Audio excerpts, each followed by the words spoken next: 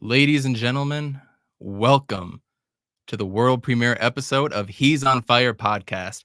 Thank you so much for taking the time to tune in. I've got a lot we want to get into today, and I've put in a lot of time and work into this. I hope you all enjoy it. First off, we are very fortunate to be joined by the one and only Joe Healey from Devil's Digest and Speak of the Devils podcast. We're gonna get into the Arizona State opening game versus Southern Utah tomorrow night, and it is damn good for college football to be back because last season did not count. We're going to talk about the season outlook for the Devils, go through the roster breakdown, and we're going to have a lot of fun with Joe. But later, my co-hosts are also going to join me. Amit and Jay are going to come on. We're going to talk about Malcolm Butler's retirement, of course, some updated news on your Western Conference champion Phoenix Suns. But let's get into it. Welcome to He's on Fire podcast. Let's go. Urkavici sets, looks up, and it is caught! Dylan Strong! Blitz coming, Matthews, Palmer extending the play, crosses the field, Larry Fitzgerald! Larry Fitzgerald is insane to the 4-yard line! Crowder looking, throws it, alley-oop! Oh!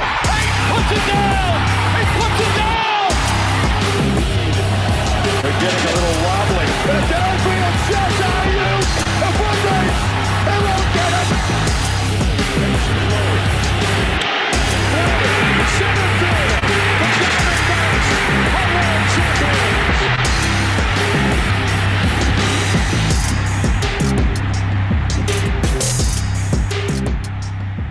I get hype whenever I hear that, so I hope everybody here does. But thank you again for coming in to He's on Fire podcast.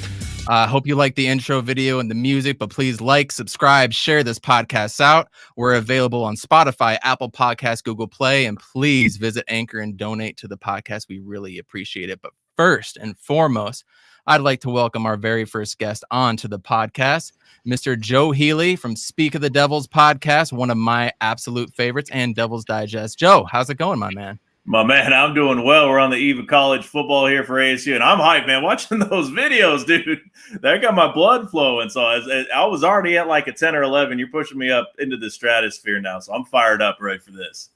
Game day eve. It did not count last year. What is your excitement level going in for the Devils this year against Southern Utah to start with tomorrow? It almost doesn't even feel real. You know, it seems like it's been so long. That Territorial Cup game in November of 2019, the last home game, that seems so long ago. Obviously, a lot has happened in everybody's lives to where, the world just took a long time to revolve since the late point of the 2019 calendar year. So it's great to get back going. Obviously, very high expectations for ASU. You know, the fans are ready. This team is loaded. Of course, there are some things going on outside the program that, we certainly can't avoid. But I tell you what, these players are focused. I know that much. And that the coaches are going to get them ready to play. So no better time to get on the field. I think that's the most important thing is these guys just need to get out on the field, stop hitting each other, stop worrying about reading these headlines about outside stuff. Just focus on what they do best. Facts. And one of the more exciting things of the offseason actually came yesterday to me. That gold jersey is just an absolute work of art. I don't understand people that don't like it. And I saw you tweeting about it yesterday. Your thoughts on the gold jersey? Hype? Yes. Man, dude, it's awesome. And it's wild because, I get that superstition is a thing, and it's definitely a thing for Sun Devil fans. But, folks are harping back to games played about 30 years ago, no kidding, about why they don't want to see gold jerseys, this whole debacle that happened in games against the U of A, that sort of thing. But it's an awesome look. It's a real solid look. I like how it's going to look on the players, because I was talking with a buddy of mine, and you see people fans are going to wear it. The sleeves will be a little longer, of course. I think it's a maroon sleeve with a gold jersey. I think when that's a little tighter on the players, that's a good look. But yeah, no, the modeling that was done, and I could care less if the dude's shirt was untucked underneath. Give me a break. People find a reason just to complain about anything. I don't know how you can't be happy with a football game to be played, in a day. But yeah, no, that's a home run. And that's something that, my good buddies over at Cactus Sports are going to be selling a lot of those. I think they're already running out on some of the pre-orders and things like that, which you love to see. But that's going to be a good look. They got that going on for Colorado with the Sparky helmet. Can't forget that part. And you can see in the background, that's a beautiful gift that Coach Edwards gave me last year for hosting the pep rallies through the Alumni Association. So I'm a Sparky guy. That's what I grew up with. So yeah, no, that's an A+ look to me. Absolutely. And I did see that tomorrow's uniforms, the center stripe is returning, and I'm hoping it's full time. I've missed the center stripe on all of our helmets. I think it looks naked without it. But is Cactus Sports ready to go? Because I tried to go on yesterday, or last night, I should say. I didn't find it on there, especially the new shirt with like the logo on it with the star in the middle. You know what I'm talking about? That gold shirt that they were advertising. Okay. Didn't see that. So hopefully it's yeah, I'll get I know my guy Troy Skoma, the owner there. He was saying to give me a heads up about the jersey, because that was kind of like the worst kept secret for a while, is that was going to be released. So those folks were, there was some preparation there, I guess you could say. So he was telling me that was going to go live last night as far as the pre-orders for the jersey. I'm not sure about other sort of things, but I know those folks always stay stocked, especially this time of year. They got to be ready. This is, what he's been waiting for, because, he's a small business owner, and just like a lot of folks. And I can feel for this. A lot of folks in the area, a lot of folks across the country, they're ready to get back to normal life so they can, take advantage of their opportunity to be successful. And that's something that all these businesses that focus on ASU athletics, specifically ASU football, getting that back in their lives. I mean, you're helping people put food on their tables. You know what I'm saying? Yes. Absolutely. And I've been a big fan of Cactus Sports. I do live in Utah, but anytime I go back to Phoenix, I always make sure I stop there. Every time me and Salty go out, we're getting a hat or some shirt or something like that. And I haven't been out there in 2.5 years. So I got to get out there soon. But we need to talk about this year's Sun Devils. And I've heard everything that you and Brad have talked about. And I am particularly high on the Sun Devils this year, man. I am so high on them. I think they're going to win the Pac-12 South. Okay. I think they are potentially Pac-12 champions. But I need you to fill in the blank for me here, Joe. The Arizona State Sun Devils will win the Pac-12 championship if they can exercise some demons. Team for team, on the regular season schedule that ASU has, there's no team that I feel has top to bottom talent that compares to ASU, and that includes USC and Utah and even in Washington. ASU doesn't play Oregon in the regular season. If they did, that would be a tougher matchup. ASU has had this weird thing, and it's dated back beyond Herm Edwards, and it's just the chaos of being a Sun Devil fan. But I mean, think about the last couple of years. You have these upset when you beat Oregon, and the year before you beat the brakes really off Utah here in Sun Devil Stadium in Herm Edwards' first year, even though Utah ended up winning the division. But then you also lose consecutive games to Colorado. You lose to UCLA. You lose to Oregon State. I mean, it's this up and down nature. So you need to exercise the demons of the tendency to play to the level of the opponent. A number that I pulled out, which is crazy, is, Herm Edwards has the two, and I love the guy, he has the two highest totals of one-score games that ASU has had, I think, at least in the last 40 or 50 years. ASU's had 19 one-score games in the 30 games that he's coached. That's pretty insane. Yeah, absolutely. Now, you can say that on a good level. Okay, yeah, they're being competitive, which is true, but you're also letting some other teams hang around because there have been one-score games against teams that should not be within one score of ASU. So that just really, you can sum that up of playing to the level of the opponent. They get up for some of the big teams, but they let things simmer down for some of the lower teams, and you see that especially on the road. And so that gets me concerned. I don't know what UCLA is all about this year. I'm not going to. I mean, they thumped Todd Graham in Hawaii, but I think they'll be better than they have been. I'm not sold on them being like a 9-win plus team that could contend for the division, but they'll be better than they were.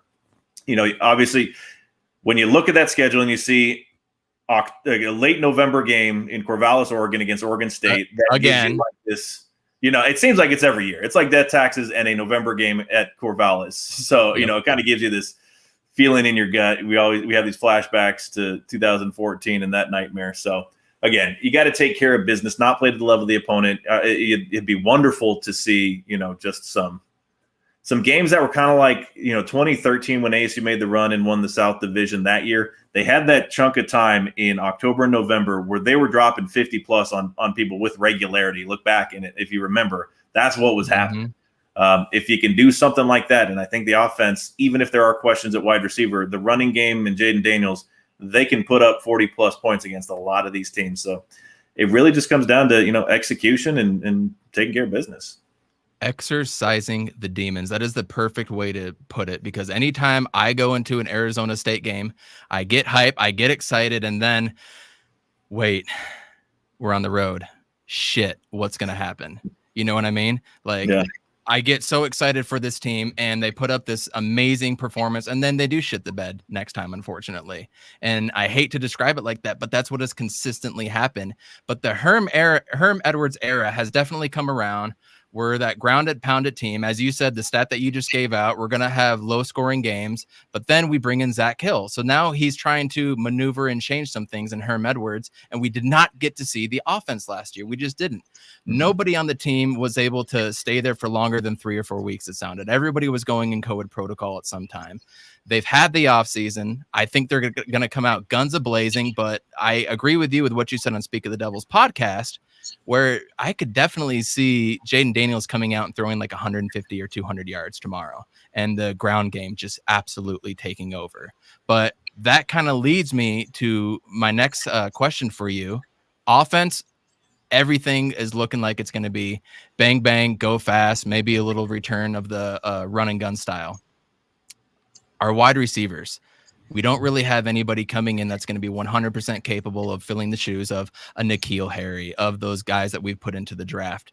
But that's not even the concern for me. For me, it's the offensive line, and it comes with Donovan West in the middle. The center position is so vital, and I'd love to talk to Kyle Murphy about this. When that snap is off, man, it just throws the whole play off. Everything is just jumbled from there. And we saw what it did. Was it 2 years ago, Jaden Daniels' first year, when every play, it just seemed like that snap was low, that snap was high. From what you are hearing, what you're seeing in camp, is that a legitimate thing to worry about at center, or am I just nitpicking at this point? It's a valid point because, yeah, that was – you think back to Jaden Daniels, the early games of his true freshman season, that was with Donovan West. They're in the same class there, right? Yeah. So he was at center the first few games. They had Cole Cabral, I believe, at tackle, and then they switched that up because there were some snapping issues. Now, throwing a true freshman center out there that's a tough task for any player to handle at this level. So there have been reports of there being some snapping issues. I think if it were a bigger deal, like a viable, legitimate concern of maybe we got to consider somebody else in the role, I think more folks would be talking about it. It's kind of like a no news is good news situation to me, where some folks are mentioning it, and it might be one of those like self-fulfilling prophecies to where people might want to push that narrative of, hey, when he played center before, he had some bad snaps. So, if he does one, maybe they blow it out of proportion. Who knows if that's the truth? But again, I think it's something that hasn't been quite as big a deal because we're talking about Donovan West, who is one of the most talented offensive linemen in the entire conference.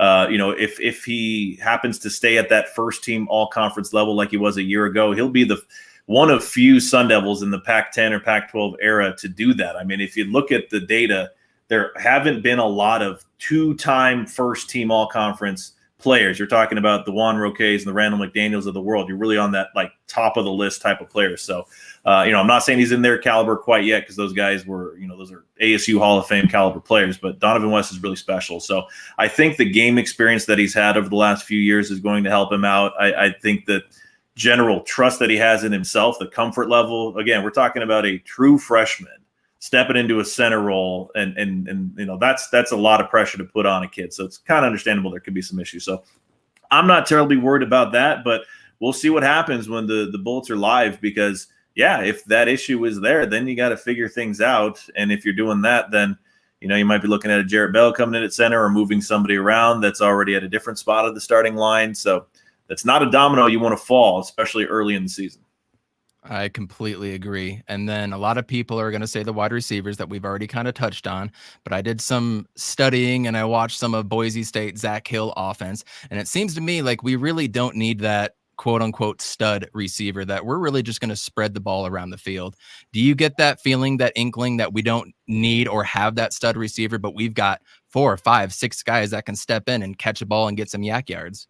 Yeah, I mean, they definitely don't have a proven wide receiver. I mean, the most proven player is Brian Thompson, the transfer from Utah, who has like Frank Darby type of stuff. Now, he could be a player. I know that the folks at Utah, some of the writers and things like that, kind of frustrated for the program to have lost him. So there's some potential there, downfield target there.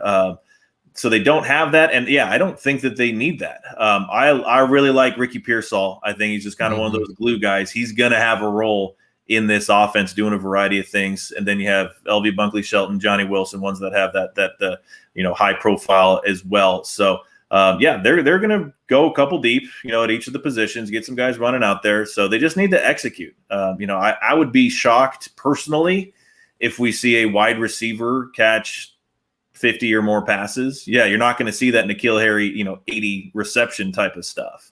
But you could see, 3 or 4 guys that are in that 40 catch mark and making an impact with this run game. That could be a good thing because whoever's open, whoever's got a good matchup, that can be the guy. And I'm excited and I'm here for it because I can't wait to dump it off to LV Bunkley Shelton for just a little quick screen. He can take it to the house. We got speed burners on the outside, and Ricky Pearsall reminds me of Mickey Mitchell of ASU basketball, that glue guy. That is what I thought of him, just that glue guy that can kind of bring it all together. He's going to run that seam route or he's going to go across the middle for 10 to 15 yards. But the strength of this team, and it could be the defense, but to me is that running back group, bro. That running back core arguably could be the best in Sun Devil history. Arguably. What do you think? I mean, when you think about it, and I'm on that boat right there because we've talked in the past on our show about, the secondary getting all the hype. And I said, that's not even going to be the best position group on the team. You know what I'm saying? So it is really hard to come up with a comparison to this running back group if they hit their potential because, if you think back, a lot of folks obviously can talk about 1996. Well, J.R. Redmond, he made a lot of plays that year, but the numbers were not out of this world. It wasn't until, his sophomore, junior, senior year that he was doing the thing that really made him famous at ASU. And then, Michael Martin was playing, then he got hurt, and that's when Terry Battle came in. The point I'm making here is a lot of those guys were kind of in chunks. It wasn't really a thing where it was 1, 2, 3 playing together every single game, which is the kind of thing that you have here. The others that I'll throw out there are, that first few Todd Graham year thing, which included a few different players. 2012, you had DJ Foster, Marion Grice, Cameron Marshall as a senior. And then you had, 2014, you had DJ when he was in the full-time role as the starting tailback. And then Demario Richard, Kalen Balaj as true freshman. But again, you talk about all of those, and some of them you think about, well, that guy was really good later in his career. So you look at it, and it's kind of like that picture of the Alabama quarterbacks that are all NFL starters right now with, Tagovailoa, Jalen Hurts, and Mac Jones. Yeah. It's like, okay, well, Mac Jones wasn't doing a damn thing at that time in Alabama, so it's not like they were all slinging it together. So that's what intrigues me so much is these guys are all going to be doing it at the same time. And I tell you, don't sell Ngata short because he got quite a bit of run. I think all of his numbers from last year were in the third and fourth games. Of course, U of A game was an incredible, amazing blowout. Oregon State was relatively competitive, but he showed what he can do. So it's not just a two-man show. Rashad White, the closest comparison I can make is like a Marion Grice. It helps. The JUCO thing kind of helps. It's just one of those guys that just seems so smooth. And it doesn't seem like he's going full speed. Like it's hard to really describe. Like even that 93-yard touchdown he had against the U of A, like as it was developed, I was like, man, that's a pretty nice game. That's a first down. Oh, that's a nice run. And then he's gone for 90-plus yards. It's not like a Keegan Herring or somebody that's just off to the races and dude's running a 4.2 40 and he's gone in a heartbeat. And then, Chip Trainum, I love to see him run because, Ryan Terrain is one of my favorite running backs that I've ever seen at ASU. And that's the closest comparison that I can find. Just somebody that will never be brought down for negative yardage or even on first contact. Like you're just always going to get something positive with him. The dude is an absolute beast. We're lucky to have him, I think, because he's from Ohio. A lot of Big Ten schools wanted him to play linebacker, and he could probably do that. But I'm sure there are a lot of schools in that region that are wishing they would have pushed a little harder at him to be a running back, but obviously that's ASU's gain. So, I mean, you have those players out there. And then, Case Hatch, technically he works out with like the tight ends and H-backs. Hopefully they give him the ball a little bit. I think they'll throw it to him, but I got to give the fullback some love. I'm a fullback guy. I just don't know how you slow down or stop these guys because, I mean, Rachaad White averaged 10 yards a carry last year. That's insane. I get that it's a small sample, but it was still, I think it might have been something like 42 for 420, or it was, in the 40s.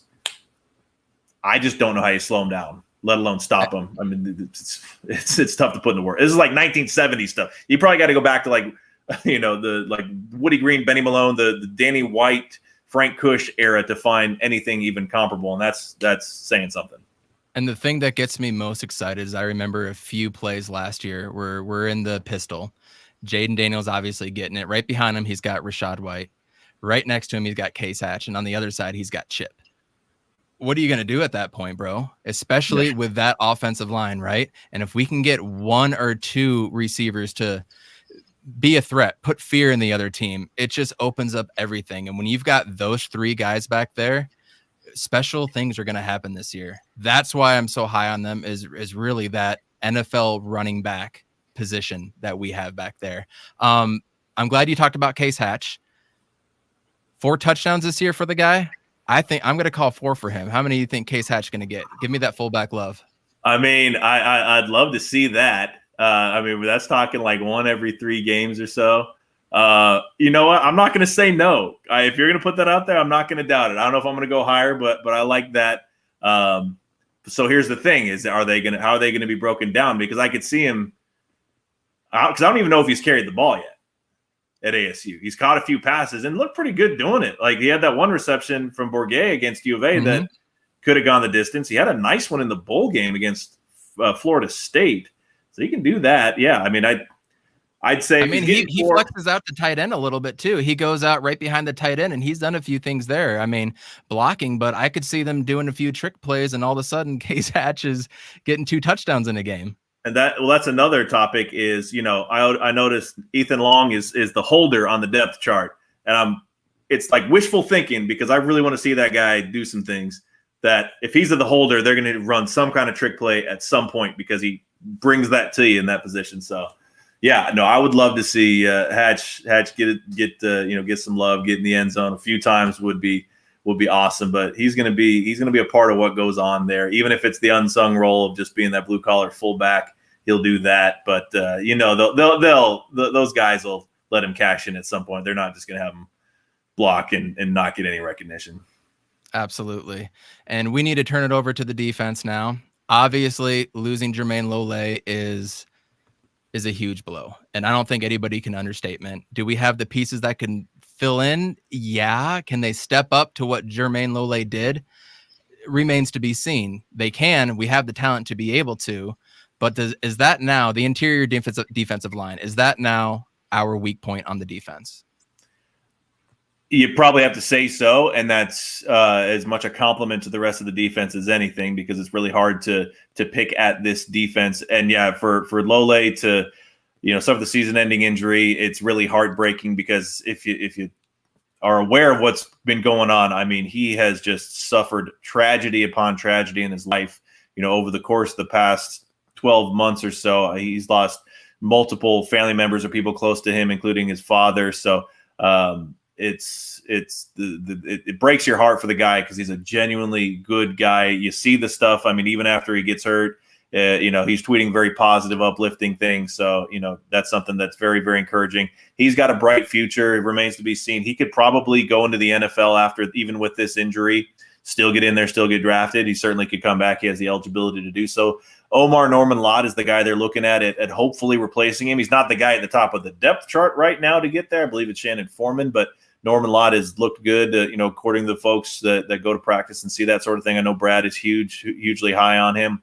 He was a 4-star recruit, so he's somebody that has that sort of caliber to bring in. So, you hope that he's able to put that together. But, that's become a big thing. DJ Davidson it's weird for a guy who has very good numbers and is massive. He's like 6'5", 320, 325, for him to be considered like a quiet contributor, but I kind of think so because DJ Davidson, if people are going to rattle off the key contributors on the Sun Devil defense, if he's higher than 6th or 7th or 8th on most people's list, I'd be surprised. But he's been a productive player, so he's someone that needs to step up, or it's basically a challenge for somebody who has been a multi-year starter to take on the brunt of what's left in the absence of Lole. A lot of folks know I'm huge Tyler Johnson guy. When he's at the peak of his game, there aren't too many people that can slow him down. I'm not saying he's at Terrell Suggs level, but I'm saying that when he's at the peak of his game, he's the best pass rushing defensive end that ASU has had since Terrell Suggs. I emphasize the position because we're talking. If you think about the ones in the last 20 years who've been really good pass rushers, the names that top the list are not necessarily your prototype defensive end. You got Will Sutton, who is more typically, an interior lineman. Carl Bradford's an outside linebacker. Dexter Davis was very good defensive end. He's one that is there. He was a very solid player. For Dennis Erickson there. So Marcus Hardison. Hardison. He had one good year. Yeah.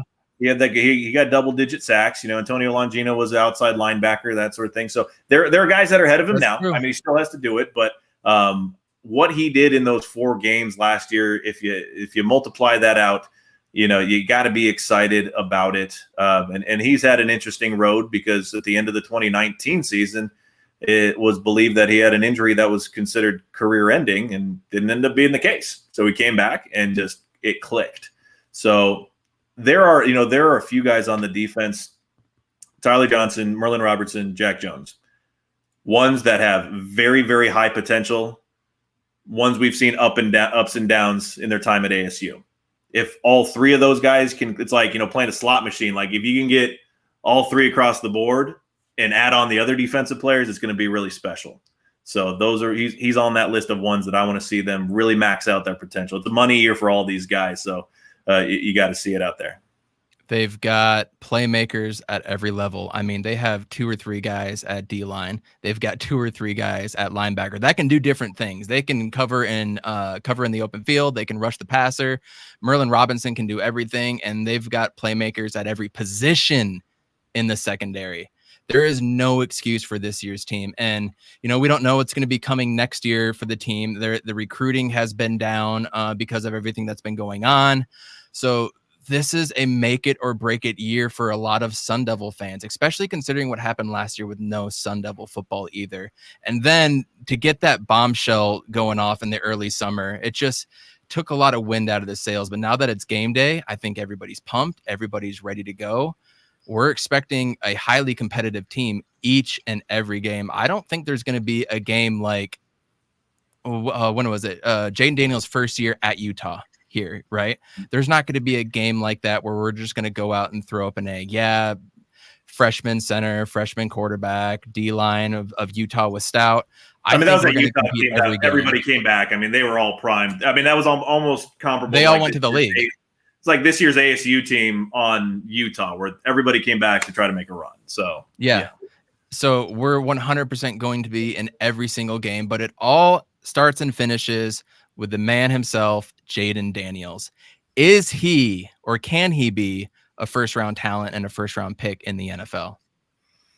I think that he can, but I think that he needs some development. A lot of these guys don't stick around for a ton of time. I'm curious to see if he can get to that level this year. Keeping in mind, the guy can play 3 more years, including this season, because of the eligibility freeze. He's technically a sophomore. So he can do that. Will he? I'd certainly be surprised if he does. I truly think that he can develop. I know that a lot of folks have been talking about like his footwork and his presence in the pocket has been good. Though last year, obviously the passing numbers were down, but I don't truly fault him for that.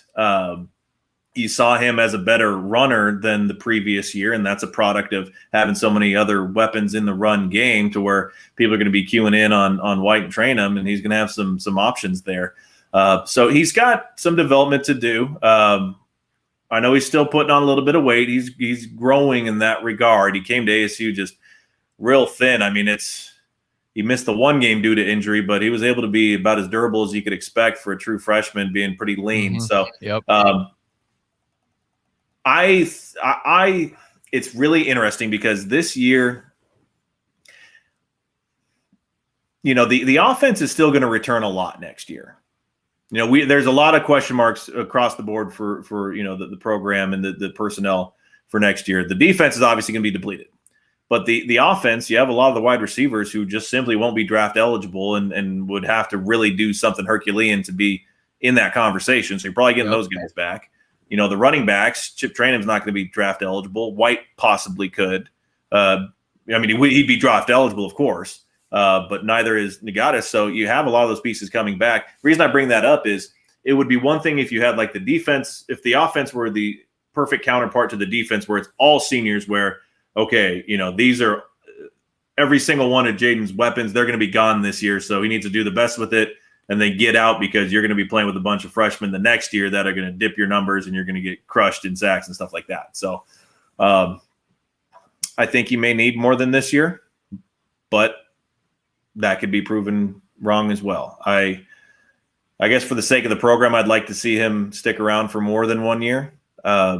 Quarterback recruiting obviously there are question marks in recruiting across the board right now, but quarterback recruiting, ASU's missed out on some guys lately. I know they like who they have, but I think it'd be better for everybody if he stuck around at least 1 year beyond this year would be my thing. I haven't looked too much as far as like draft board stuff. Like, obviously, you got Howell. I think Rattler's draft eligible, as far as the top end guys this year. Not sure, what the others coming down the chutes have.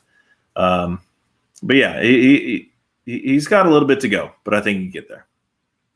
I saw that he put on some weight. Finally, he put on about 15 to 20 pounds. He's got that pizza deal now, so you would think. Hey, shout out to all the college guys finally making a little bit of money on their name, image, and likeness. That's absolutely outstanding that they finally got to be able to do that. It's interesting, man. It's wild that hey, God bless America. They can get that done, right? But it's interesting how, some of these companies are taking leaps of faith. You saw that Quinn Ewers, whatever, the guy who forewent his senior season of high school to enroll at Ohio State. He got like some he got a 7-figure deal. And the dude just got out of high school, the quarterback for Alabama who really hasn't done much. Now, obviously you can kind of predict that an Alabama quarterback's going to be pretty good, but it's interesting that, these some of these companies are giving guys a shot. It's going to change. I mean, you can see guys that, are thinking about coming out, but, oh, wait, I've got this deal over here. I'm going to stay here for 1 more year. You know what I mean? I could see that totally being the case. Or if you bomb your pro day or something like that, I could see guys wanting to come back. Now, of course, with the extra year of eligibility, that's obviously more possible, but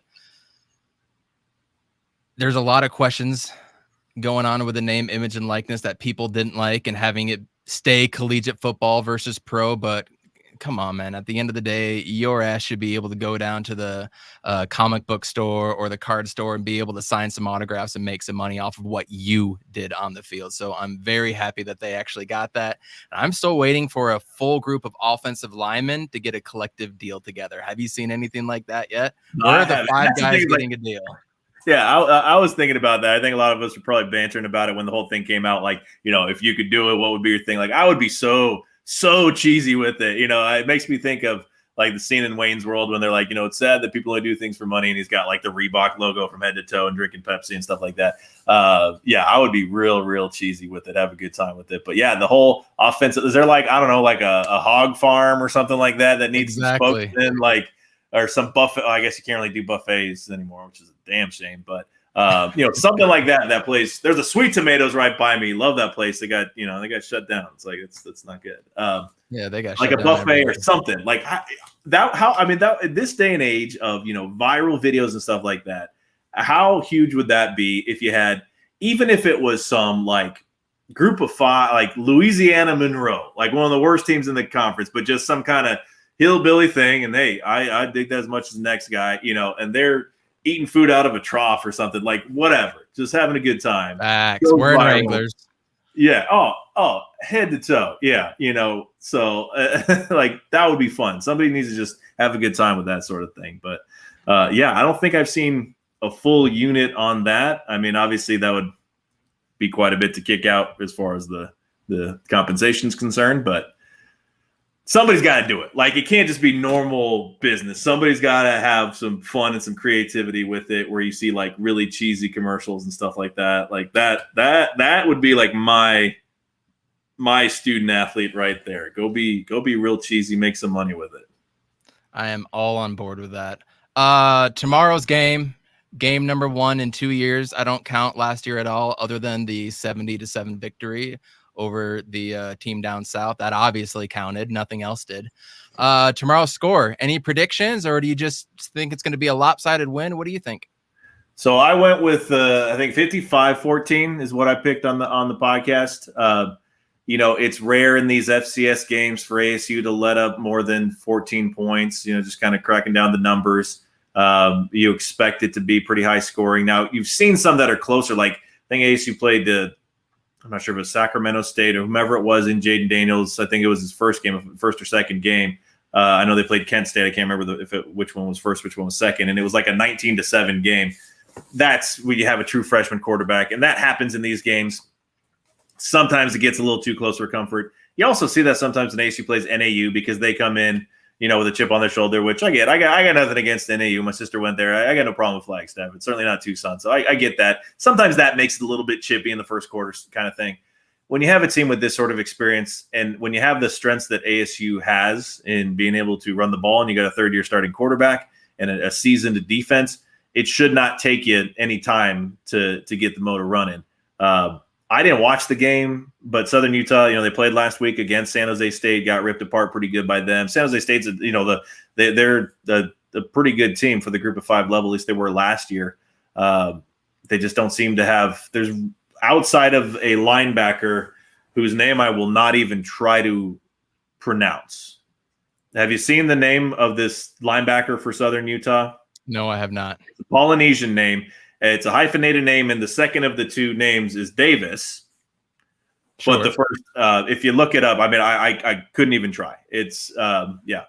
If you look up, Southern Utah linebacker, you'll see it. But he's a highly productive player. They just don't have – because you play these FCS teams, and sometimes they'll have a guy or two. Like, they might have a guy that's just a really good wide receiver for that level, and he can compete, or a running back, or even a quarterback, whatever the case may be. There's just really no individual talent that strikes any fear into the hearts of anybody here. So, with all due respect to him. So, it just has the makings of a game that if ASU executes and doesn't try to sleepwalk through it or try to be too cute, you could score 35, 38, 42 points in the first half.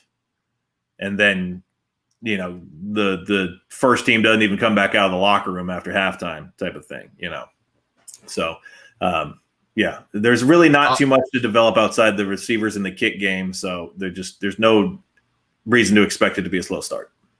I completely agree. I don't want it to be a 2018 remix where we won 19-7, I believe it was, or something low like that, or it was 19-7 at halftime. It just looked really, really poor to start it.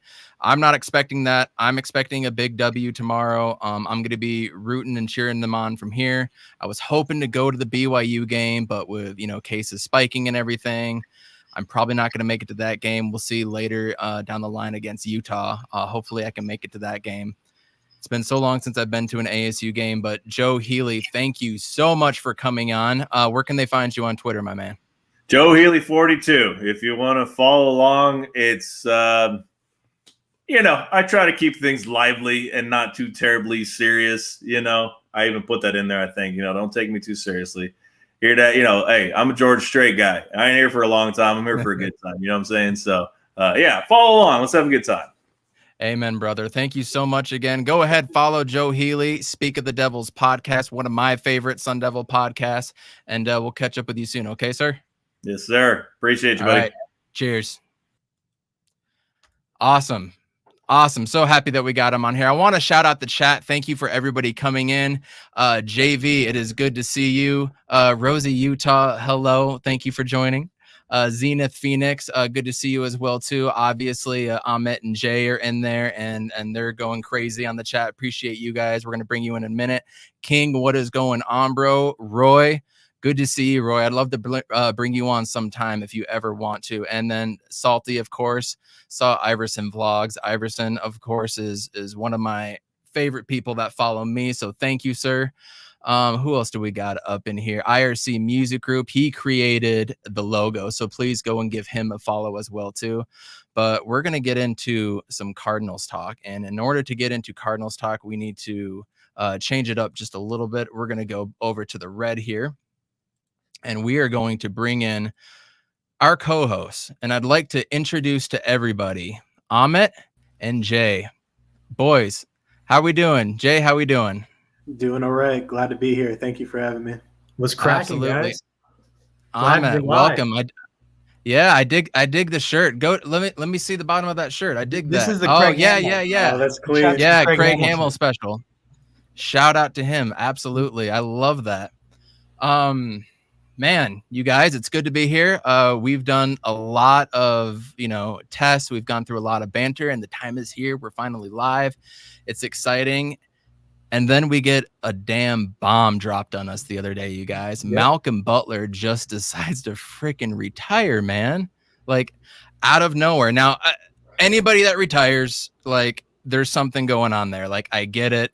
It's also a possibility he could come back, so I'm not going to bash on anybody until we actually know did he just quit? Does he have mental health stuff? Jay, you were talking to me a little bit beforehand about an article that you read. Talk to me about that, bro. What did you hear about Malcolm Butler? So the article that I have is from Albert Breer. I've seen his name floating around. I think he's a writer for the Arizona Cardinals. But he said today on the Malcolm Butler situation, I don't think this came out of left field for Arizona. There were rumblings before this that Malcolm Butler couldn't run anymore.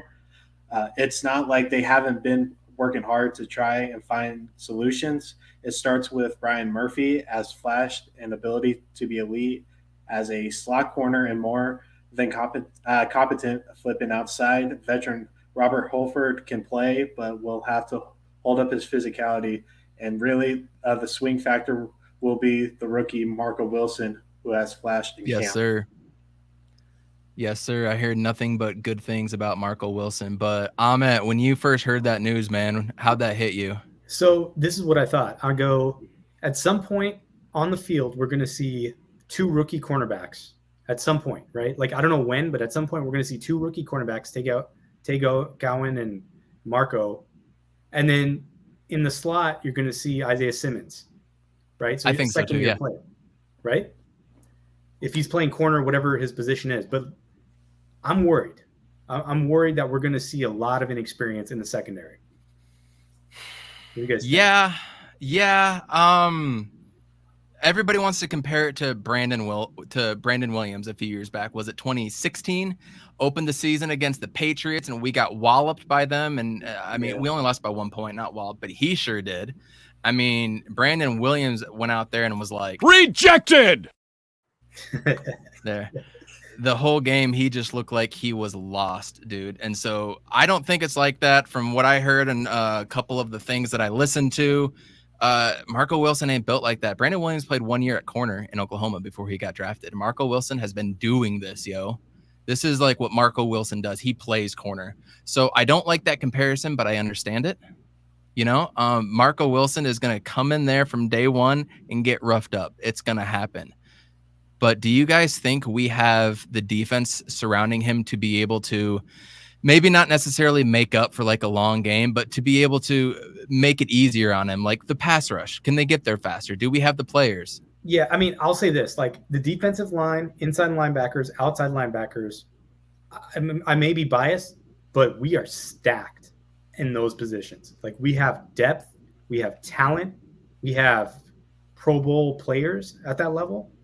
So I think like the comparison I'd be is like, would you rather have Patrick Peterson or would you rather have a rookie out there? The Patrick Peterson right. we saw last year, right? Which was not very good. He was awful. Most penalties in the NFL for holding and PI. So, I mean, yeah, I mean, I think I like what we have. I just think we need to add another corner. And let me throw this idea out there, because I know Chandler Jones has been. My God, if you say Drake Kirkpatrick, I'm not. I don't have a specific cornerback in mind. I'm just thinking in mid-season, there's a potential to make a trade for Chandler Jones for like a quality corner, whether it's I had a list. Darius Slay is a potential. Marcus Lattimore, who's in the final year of his contract. Yes, please. Or Denzel Ward. I mean, there's potential, right? Yes, please. Yeah. I'll take any of those guys, right? Facts. Absolutely. And we just need somebody else in there. Now, I know that they signed like one or two guys here recently, and maybe one of you guys can look them up. I'm not 100% sure, but I didn't even recognize the name. No, so one of the guys they signed to the practice squad was he was a third rounder with Philly in 2017. I don't remember his name. I think that was a championship year too. But I mean, if he can't hang on to a team as a third rounder on a championship team, then what value does he really bring us? Yeah, exactly. My thing is, if we have a D line that can get to that quarterback in 3 seconds, I don't know if it's really going to matter too much. Because then, as you say, we got an Isaiah Simmons that can go out there and cover any tight end, probably any running back, maybe a receiver here. I mean, I wouldn't want to trust him on a slot receiver, right. But J.J. Watt, Chandler Jones, Jordan Phillips. And then you got Rashard Lawrence, and I'm missing the dude from Utah that's coming in. But we have a special defensive line finally, and that's where I think our strength is going to be. But we have Budda Baker as well too, the ultimate X factor. Jay, talk to me about Budda and talk to me about our defensive line. What are you thinking this year is going to have entail for him? Just to go off what Ahmed said, he put it perfectly. I think his thoughts are every Cardinals fan's thoughts right now. I think our pass rush is stacked, and we shouldn't be having any like weaknesses there as long as everybody's healthy. I am worried about the corner positions, and I'm not worried about our pass rush at all. With Budda Baker, he's getting better every year. As far as I can tell, he's getting smarter. Same thing with Isaiah Simmons last year. He looked lost out there, and what I've been seeing from him recently and what I've read from camp, he looks a lot more alert. He knows what's going on, and so forth. But I'm confident in our pass rush. And the only thing I'm worried about is our corners, especially with going against teams even the Vikings. Week 1, they have some receivers that are very good at route running. So, you mean Titans? Oh yeah, Titans. My fault. Titans. But Julio's been out, and AJ Brown's been kind of banged up too. So not really 100% sure what to expect from them. We're gonna talk more on Sunday about the Cardinals, and we can kind of give some season predictions there. Man, I'm not. And Vlogs just asked, "What's your record predictions?" Shit, man. To be honest with you, with Cliff Kingsbury, and when we all talked earlier, I think we're kind of in agreement. Like, if we go 9-8. I would be happy. Yeah, Zenith, nobody trusts Kingsbury, man. I think that's what this whole season comes down to is Cliff Kingsbury. Don't forget, this is the dude that when the season was on the line to make the playoffs and it hurt Kyler Murray, 3rd and long, 3rd and 18, 3rd and 22, whatever it was, dude calls a play to have his quarterback run, a draw play. Are you kidding me? And this year, though, guys, he's actually going to have 3 quarterbacks on the roster instead of 2. So, I mean, I guess he learned that mistake. But Cliff Kingsbury is the problem. If we lose, it will be because of him and his decisions. If we win, I bet you it's going to be. If we win, it's going to be because of Kyler and Matt Prater hitting a 57-yard effing field goal too. You know what I mean? Facts. Yeah. I don't trust him. I trust our defense more, and Cliff Kingsbury is supposed to run the offense. So it's frustrating. Like, I'm excited. Like, football's here. Like, I'm way excited. I can't wait to watch them. They could go in there and they could beat the brakes off of Tennessee. Who knows? But I don't trust him. Jay, do you trust him? Ahmed, do you trust him? No. I don't trust Cliff at all. Why? Especially after his comments today about about Malcolm Butler too. He sounds just as unsure, and it's definitely concerning that he does. It seems like he doesn't know what's even going on with. Well, he said they were going to add another corner. I think he did say that they were going to add another corner, right? But I'm like, they have a roster spot open. It's at 52 right now. Yeah, but I'm not. I mean, he's not going to add the corner. Steve Keim's going to add the corner, right? So I'm not worried about what he thinks about the defense. I'm worried about his play calling on the offense and special teams. That's where I'm like, can you make? And I said this before, like when we were chatting before. I think he's gotten better with his decision making, but is it at the level where we can trust him, right? Like where it's like, like I don't know, like he just his decision making, especially on special teams. I'm just like, what are you doing, bro? And we have a good kicker now, so it should be better, right? He should have a little bit more confidence, right? Yep. In theory. I mean, once you put on that Arizona Cardinals jersey and you're a kicker, there things happen. That's true. Very true. But I think like I honestly think that Kyler is the whole thing that moves this whole thing around. I mean, if he gets the ball in the last 2 minutes and he just gets to like not have to worry about Kingsbury calling the plays and he's just going in a 2-minute offense, as long as we have the ball last, I think we're going to be in a really good position to win the game. But most games now in the NFL come down to the last position. That's just how it works now, with the way that the offenses are. And the defense looks strong, right? Like, I mean, we're worried about corner, but we're looking at the defense and we got Budda Baker back there. We got a heat-seeking missile in the safety position. So, I mean, I think they're going to be close. I think the games are going to be close. Albert E., thank you for joining. He said, so Cliff is a second coming of Norv Turner. Precisely. Precisely. That's exactly what it is. And I'm not looking forward to it. I'm looking forward to watching Kyler, watching the boys get out there and play actual football. I'm not looking forward to that. Larry Fitzgerald. Happy belated birthday, by the way. His birthday. Oh, yeah, for sure. I named my cat in college Fitz. And I know that a lot of other people named their pets Fitz. He's been an icon for Valley sports, especially in the low times. I mean, he came in 03 when all of our teams sucked. Next year, the Suns got good, but then he's just been the mainstay for so long. I mean, you can't say enough about what he did for the franchise. Number 2 in receptions. He's up there in yards. That 2009 Super Bowl run was the most incredible thing I've ever watched in sports. Yep. He just murked everybody, and he doesn't have the desire to play. And that pisses me off because I wanted him to go out in style, go out with fans, and have like his own little farewell tour. But I guess he's not that guy, and that's okay. I mean, that's exactly who we thought that Larry Fitzgerald was. But Ahmet, I want to start with you.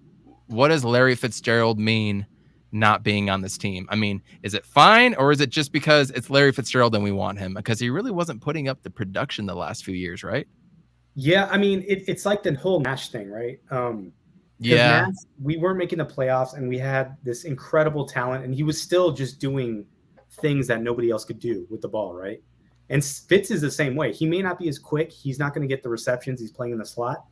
But he still makes those third down catches where you just go, like, I watch it and I'm like, I tell people, and fuck it, I'm biased, right? But he's better than Jerry Rice, in my opinion.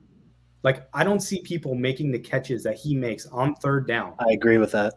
On third down, on clutch plays. You have it in the intro. I mean, he never makes runs like that. He's heating up. There you go. I need one more to get on fire. He's on fire.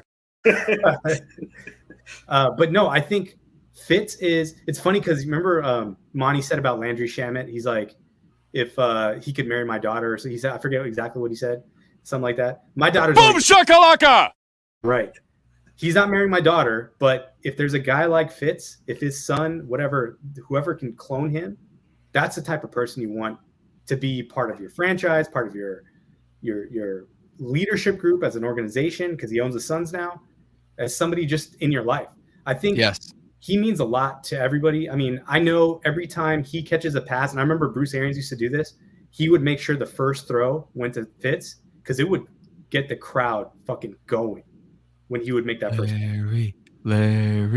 Larry. And I just think that, like, I mean, we're moving into a new era. I was talking about Nash and how it's like, yeah, we like it, but we're not making the playoffs anymore. We're not in the Western Conference Finals. Maybe it's time for a change. And the fact that you're able to replace him with a guy that's almost like his duplicate, the clone, right? Nuke. I mean, that makes it a lot easier to be like, okay, you know, it's okay to say goodbye to Fitz. But I'll say this. If this team has a trajectory for the playoffs, I think he's going to come back. I would love to see that. And unfortunately, I think his current streak game or games played in a row is going to come into an end. But Jay, you've got a Larry Fitzgerald jersey. I've got one. I got one. I got two. See, they're not hanging. Everybody, we make it back here without jerseys, but I have them. Everybody that's a Cardinals fan has a Larry jersey, man. Whether it's the black one, the white one, the red one, some people got two. Larry Fitzgerald not being on the team, is it just more of we miss him for you, Jay, or is it more of like we actually need his production? What do you think? It's a little bit of everything. I want to tell a quick story about just our 2015 run. When we were going against the Packers and, you know, the last final two plays, at the time I lived very close to the stadium. I have never heard such loud chants before in my life, yelling Larry from 10, 15 miles away. Like it was louder than fireworks on 4th of July out here, you know? And it's just like what Larry's done for just Arizona is incredible. You know, us fans, you know, we've been blessed to have such an amazing athlete, and, you know, like Larry's just an icon. Like whatever decision he makes, like we're going to have to Peace be with it. you. Yeah. Yeah. Like he's put in his time. He's been loyal. He's stayed out of controversy. He has an amazing story how he even got into the league. Of course, I would love to see him, but I think what started was how Bruce Arians had him in the system, just him being the slot, him only getting 5 to 6 touches a night. I think that really killed his drive, and I think Cliff wants to idolize him more. But personally, I think Larry doesn't really trust Cliff like that. But hopefully we can utilize Larry maybe after 3 games. Probably a decision, but whatever decision he makes, I'm happy with. He's put in his time, and I couldn't say anything more. I remember watching that game. That's in the intro, and I'll play it again going out so everybody can see it if you're not sure what we're talking about. I watched it with my fiance girlfriend at the time, and then her cousin. They're not big Cardinals fans, and even they were getting up. Oh my God, go. Everybody was freaking out. JV's comment right here. I remember watching the Cards-Packers game in a hotel room with his buddies. Got like 5 noise complaints that night watching to the end of the game. One of my all-time favorite games I've ever watched. Absolutely. I mean, worst getting kicked out. The only other game that was better was when we beat the Eagles in the NFC Championship game for me, or perhaps what year was it? 1998 when Jake the Snake came in and we beat the Cowboys. I think that might have been at the beginning of 99 because that was 99. That should have been a blowout. That should have been a shutout. We won 20-7. We gave them a touchdown in the last 2 minutes, but in my mind, that's always been 20-0. That game. That was one of my favorite games of all time. And then followed up by getting just trounced by the Vikings the next game.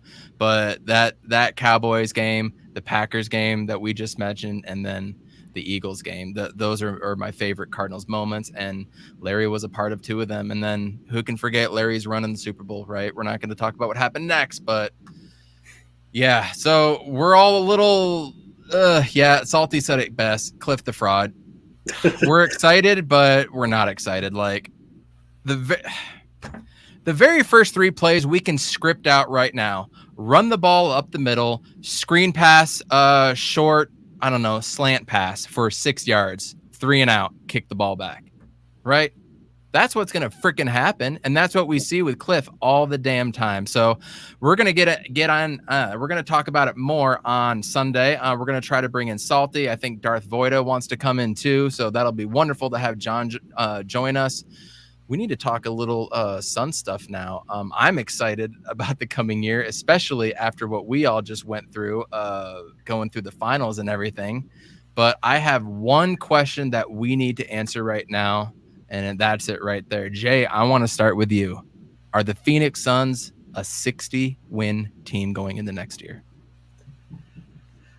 I believe so. What was our record this last season? 51-21. 51-20. He's heating up. So, with the additions of JaVale and Shamet, and then Payton actually played pretty decent this last year. I think we definitely have the talent for it, and we definitely approved. Yeah, we had to let Javon Carter go, but we did approve on our secondary. So, I do believe maybe 58, 57, but 60, I can see it. Amit? 58-60 if we don't have any serious injuries. Boom shakalaka! The team got better. We have continuity. We'll see what the internal growth is. I mean, it's like Bridges and Ayton. If Bridges is able to play make or is able to, be a mid-range god like these other guys are, or even if he's just competent, right, in the mid-range, that opens up a whole other thing because we don't have a third playmaker. And if Ayton starts dribbling from the three-point line to the rim, then, yeah, things – I mean, there are just so many variables with this team, and that's what made them that 51-win team is that they could win so many ways. The defense was always solid. It was, okay, maybe Jay Crowder hits 8 threes. Maybe Chris Paul has 30 points. Maybe Booker goes for 40. Maybe, you get a combination of Mikal Bridges having 25 and Cam Johnson having 15, and that wins you a game. I mean, they're so deep. They've gotten better with Shamet because now you have somebody that you can play regularly, which we couldn't do with Javon Carter. I think we're going to miss some of the we're going to miss Saric for sure. That's going to be a huge loss. I agree. And I know there's some rumblings about a couple trades or a couple buyouts that we've heard about, whether it's Thaddeus Young or whether it's a buyout with Kevin Love, right? Oh no, God! Don't say Kevin Love to me, Jesus H. I saw 15th guy. I don't want a 15th guy. We need a top 9 guy. I don't want a 15th guy. If we got to get a 15th guy, give me back Tyshawn Alexander. I don't want a 15th guy, right? That's true, actually. But, I mean, regardless, I feel good about this team. NBA.com ranked them number 1 in the West. Everybody else is ranking the Lakers and putting the Suns either 2 or 3, which is makes no sense to me at all because this team went to the finals and they just stomped everybody. So I don't know. Arizona disrespect. Always. I mean, excuse me, we were ranked number 1 in the power rankings coming out. And I honestly, even during the Nash years, it was rare that we were actually ranked number 1. Nobody believed in us. So it scares me being up there. I know diehard Arizona sports fans will understand that when we're ranked high, bad things happen. When we're underrated, good things happen. But I mean, you got to turn the tide at some point. As Joe Healey said in our last segment, you got to exercise the demons. And this is a team that can do it. They play the type of brand of basketball that can beat teams night in, night out. Now, I'm not 100% sure we can win 60 games because of things like COVID going on. Guys could be sitting out. I think Chris Paul is going to be sitting a few games. Who knows if he's ready to start the season? We really don't know. So I'm really happy we got Elfrid Payton coming in. We're going to make another move for that backup power forward. Please be Thad Young. I do not want to talk about Kevin Love. I wanted him back in 2014 or something. Me and Salty were talking about him then. I don't think he's going to be the answer for us. But if he comes in, sure, let's see what he can do. Different system coming off of the bench. Look at Blake Griffin. This guy was dead, and all of a sudden he's hammering on people in the playoffs. Yeah, and playing. I can see that. I can see him not giving a damn in Cleveland for the past 2 years and then coming in with fresh legs and doing something. I just don't know if we can quite get over 55 wins because of everything that I just discussed, but also teams are going to be gunning for us now. They're not going to go easy when they play us, and they're actually going to go hard. So I just think there's going to be some give and take there. I think we're going to be resting guys. As I said, I think 55 and over under of 54.5 for me. I would probably even lean towards the under. I could see 52 to 54, and I hope I'm wrong. I would love them to come out guns a-blazing again and, get a 2 or 3 seed. We saw how important one of the top seeds is, right? I'd love to get home court advantage. I just don't 100% see it, but I don't think it's out of, we're discussing the difference between 55 wins and 60 wins. Like, what the hell? Two years ago, 3 years ago, we get the number 1 pick, and this is what we're talking about. Like, this is incredible to me. Jay, I'm glad you brought up Landry Shamet. I heard Flex on Suns Jam session a few nights ago say that Shamet is going to get a couple games where he's going to get 30 points, average 30 points. I'm excited about that. I can 100% see a realm where Landry Shamet comes out and he just bombs 33. Then he just goes and gets 36. This is the guy that shot over 40% on catch and shoot threes and over 45% from corner threes.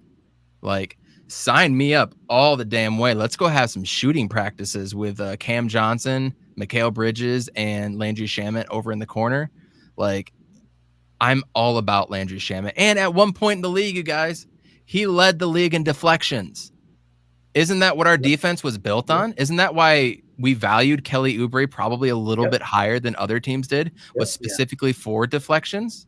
Yeah. And you got to go back and look at his rookie season. I think that was his rookie season when they went to the playoffs. I think he had a game winner. Like, he is built for this. Like, he's a guy he's ready. He's one of those guys that's ready. But real quick, Zenith Phoenix in the chat said, what are you willing to give up for Thad Young?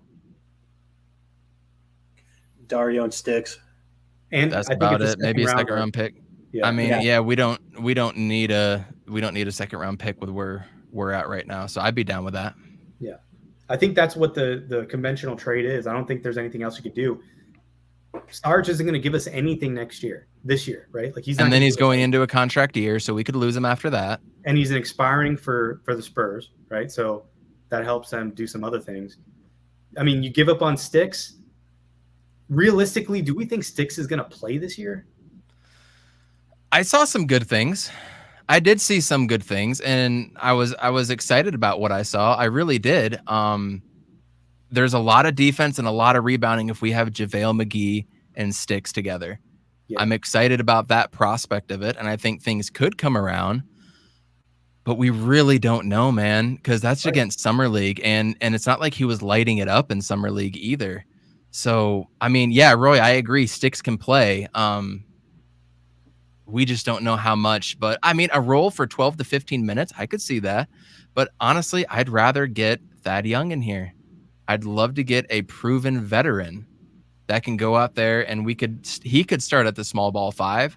I don't know if Sticks can, but also I feel like with Sticks, we're taking a round peg and trying to put it into a square hole. He's not a pop and shoot guy. He's not that 4. He was a center. He was the only big guy for Maryland. None of us really watched a whole lot of Maryland games, but that's my problem with Sticks. Jay, what do you think? Just to piggyback off what you said, I like what I saw from Sticks in the Summer League, but he does get a little too comfortable with the shot when he's not getting the looks from the inside. But we didn't give him a chance last year, and rightfully so. Obviously, like, whatever Monty was doing, it worked with us getting to the finals. But if we had to make a push for Thad Young right now, I would trade Sticks and Dario and whatever picks. They can take the next 2 picks. I don't care. But Thad Young, we know what he's capable of, and I would love to have him on the team. 20 minutes of him, will fill that void that Torrey Craig left and take some heat off of Aiden for sure. And Iverson blog says he's an underrated playmaker. I agree with that. I think that had a lot of stuff.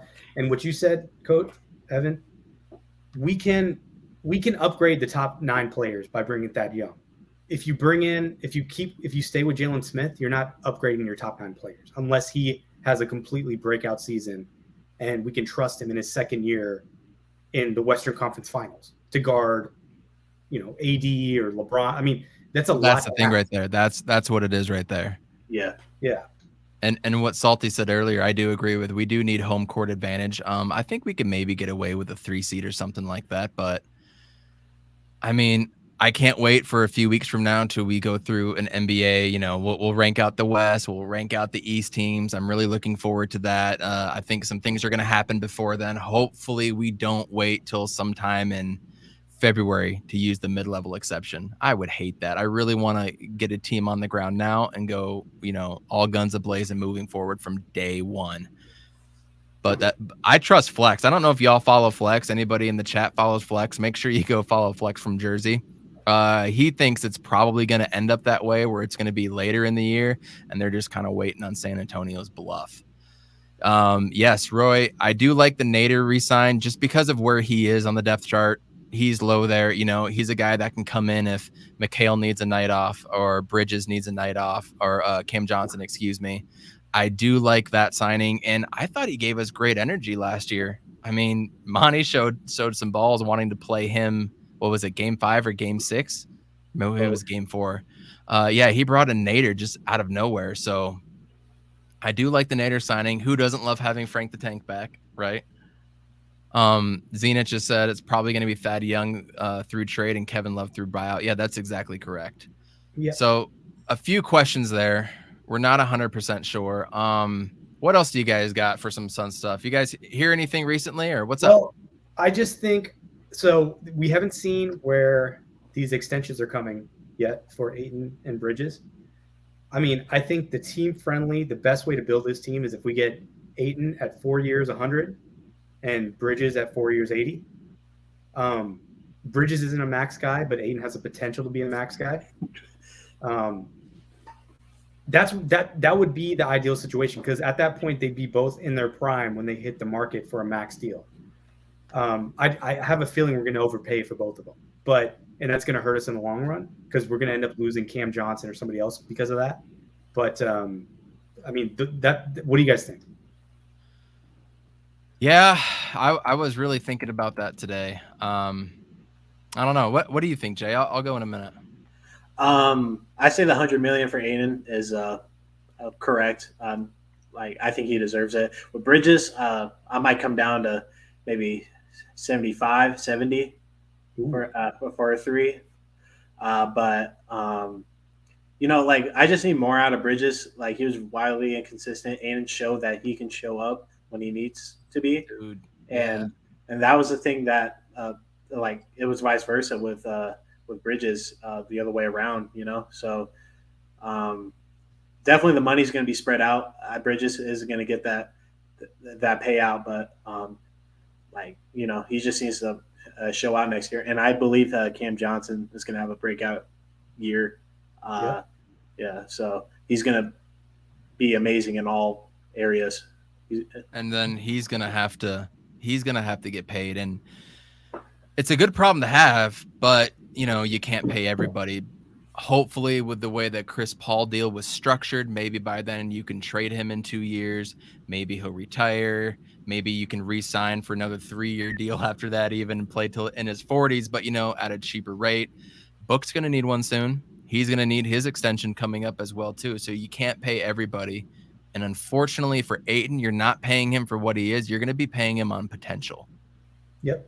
And that's the thing that's really gonna get it. I'm curious to see what the max is going to be for rookie deals going into next year. I know that there's a cap that you can do it. I want to say it was like I mean, dude, whatever. Trae Young just made $207 million. What are we talking about? Deal? Capella got a 2-year deal today for 46. I saw so that. He's a good comp for Ayton, right? Shit. Yeah. So that tells you the market. He's going to be, I mean, he's going to be in the $25-30 million range. Yeah. Everybody's going to need to get paid. We don't know what's going to go on. Roy, I liked Craig. He did a lot of good things, but man, I just felt like when push came to shove in the finals, dude didn't show up. In game 6 against Paul George, he clamped him, dude. We won game 6 because he shut down Paul George, and he was like nowhere to be found in the playoffs except for a dunk here and a dunk there. You know what I mean? Or in the finals. So I miss him. And if he would have played better and played more consistent, I bet you they would have brought him back. But maybe Thad Young is going to be a better fit for them. You know what I mean? I hope so. Salty's right. Too many dudes trying to get paid, and it's a good problem to have. That means, you know what? James Jones is picking correctly. Yep. Maybe Steve Keim should go hang out with James Jones a little bit. Yeah, 5-year, 125. That is my inkling as well, too. That's almost exactly what I was thinking. And that's probably what it's going to be. So there's going to be a trickle-down effect. We're lucky that campaign signed on that, 3-year, $18, $19 million deal. My favorite signing. Sweetheart deal. deal. Absolutely. Sweetheart deal. Go follow David Kevin. If you guys don't follow him, that man is a genius when it comes to the salary caps and how everything is going down. Landry Shamet, he's a young guy. He's 24. He's going to need to get paid too. JaVale McGee is going to be real nice. I'm really excited about JaVale McGee. Guys, thank you for coming in and taking the time to tune in. Salty, as always, we really appreciate you. Vlogs, Shervin and Roy, Zenith. Albert was in here, and Rosie, Utah, of course. Thank you so much. Everybody else that came in. Let's keep the negative stuff out of here, and let's just stick to sports. I know things went on in the past that just need to be remained there. It's nothing but love for everybody that helped me pave my way, so appreciate that. So let's just leave that out there. I've gotten 3 thumbs down on YouTube already, so that means I'm doing something right. If you get your thumbs down, you are doing something right. But we got Arizona State football tomorrow. I cannot be more excited. I'm trying to get you on this train, Amit. Come to the Herm train, dog. Come on, man. I grew up in Tempe, and it's just hard for me to root for that team. I was a fan back when Plummer was there. I mean, but I don't know, man. College football is so hard to figure out. I mean, it's just with NFL and everything else is just like another thing to watch. So I do watch the big games, You're killing me. Hey man, I need to see Arizona State win the conference, man. Win the conference. We all need to see that. But it's exactly what Joe Healey said. Exercise the damn demons. Shit, just go out there and play hard. And this team has the potential to do it. I'm no cap at all. This is the most talented Arizona State team that I can remember. And I'm not bringing up the 1996 team because, I was like 9 or 10 or something at the time, and I really didn't know what was going on. No cap. This team is going to be incredible. We have 2 running backs that can rush over 1,000 yards in a season. Yes, Salty, 2 killers. All seniors on that offensive line. I think we actually got 1 junior. Nothing but returning players all the way around, top to bottom, except for Frank Darby, who is going to kill it, by the way, for the Falcons. So shout out to him too. You guys, thank you so much for tuning in. Thank you so much joining He's on Fire podcast. Amit, where can they find you on Twitter, dog? At Sustainable Amit. But I'm not actually looking for follows. You guys can follow me, but you're going to see a lot about climate change and then a lot about the Suns. He's on fire. There you go. Evan, I just wanted to give you props, man, for putting this together. Thank you. Thanks for pulling this together, doing all the work. I mean, we just get to come up here and talk our shit, but I know you're doing the heavy lifting and appreciate you, brother. Thank you. Appreciate that. It's been a lot of fun getting to know you guys too. Jay, where can we find you on Twitter, dog? In the parentheses of my name, Jay Joyce. That's my Twitter. You can see everything there. I love rap music and movies, and I give my insight with a bunch of that along with Arizona sports. And I want to thank Coach. Been a fan of you for a while, and I love the stuff that you have to say. And thank you for putting all this together. And I hope this goes the distance with everything. Me too. Thank you, everybody that came out. I appreciate you guys. We're going to leave the past where it is. But we're going to be, you guys are more than welcome to join if you watch the game. Everybody's got their own lives and kids going on. But I'm going to be here with Jedi ASU tomorrow, post-game, about 15 to 20 minutes after the game. We'll see what it ends up. But we're going to be here post-game after every single Arizona State game. Jedi ASU joining tomorrow. It is going to be a fun pod. College football is back. He's heating up. And I just can't wait. You guys, thank you for tuning in. We're going to get out of here. We're going to bring this back up a little bit. Enjoy it. He's on Fire podcast. First episode in the books. Tune in tomorrow, y'all. Peace.